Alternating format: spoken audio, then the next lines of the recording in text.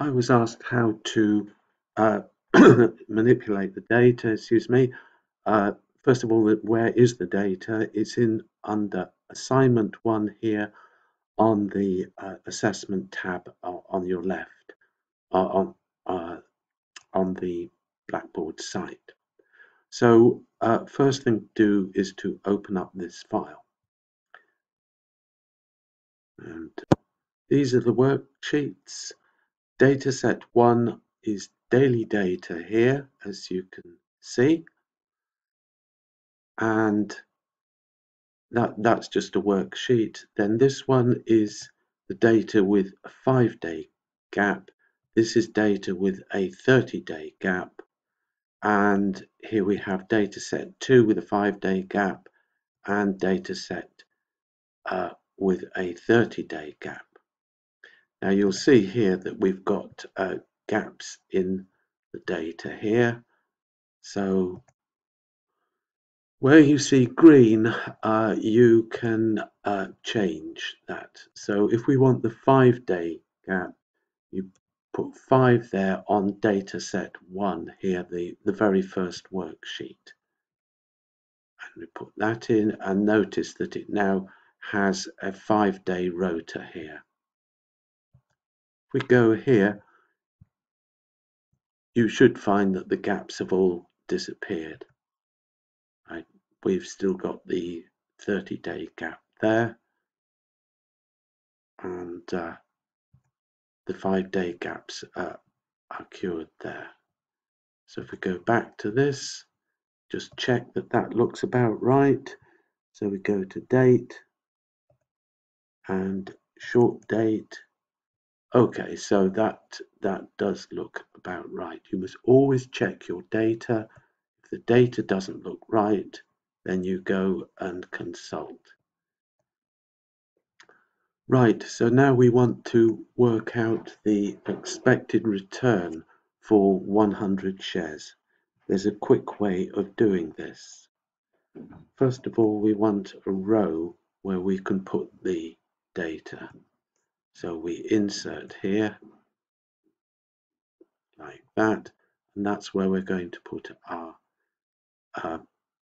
returns. We want those returns to be in line with the name of the company.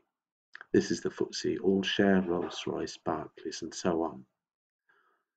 So we want to create an if instruction to do it one of the many ways in which it can be done. Okay, to cut things short, first of all, we need to calculate the returns. As you can see there, it's end value over start value minus 1 gives us our return. Don't go into percentages, leave it as a fraction. And we want to Control C and go down the line to 133, which is our total data set. Control V, and here are our returns. We go Control C.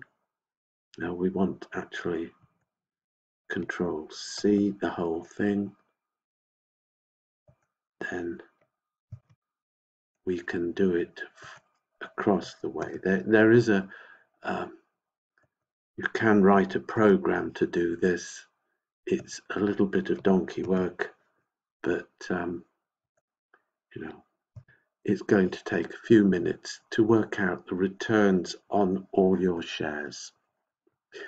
Now you want to calculate the average return on for each company. So this is one of many ways of doing it. It's an if instruction, so there's help on the if instruction on the Excel spreadsheet. So this reads as if cell C3, which is that blue one, is greater than 0, then calculate the average of D4 to D133. This could be the average, it could be the standard deviation, it could be the first quartile, it could be the lowest or highest number, whatever measure of risk or return that you're looking for. So there we have, I'm just taking the average. So we don't want to start to do it individually for all the columns. So what we do is we Control C and we go across all the ones that we have, and you can see here that we've got the name of the company and the return, the average return above it. So how do we handle that? Well, we block it and Control C, and then we go to a spreadsheet and we put paste special, values, transpose. That looks a bit of a mess, but what we're going to do is to sort it, and that we take data, sort, and we can sort, I think, on either one actually, but we'll sort on column A.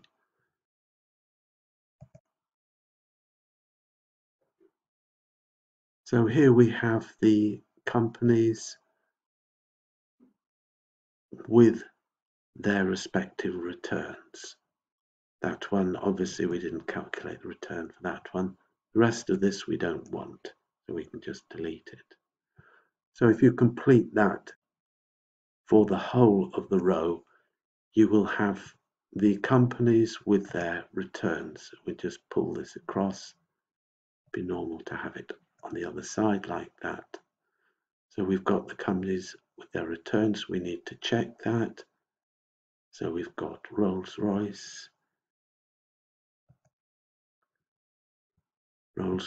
minus 0.00452 minus 0.00452. So that looks right. So in that way, you can, in a matter of minutes, have the whole of the average return and standard deviation, as I was saying, whatever you want. Just make sure that if you're looking at 5-day data, make sure that there's a 5 up there. And always check your data to see that it's reasonable. This you can pull out of this data set and put into your own spreadsheet and then manipulate it in whatever way you wish. Okay, so it takes a little bit of cunning. There are many ways of doing this. I've shown you one way, the way that I would do it, that manages to do a lot of calculations with relatively few instructions. Okay. Any further instructions, ask me on email. That's it then.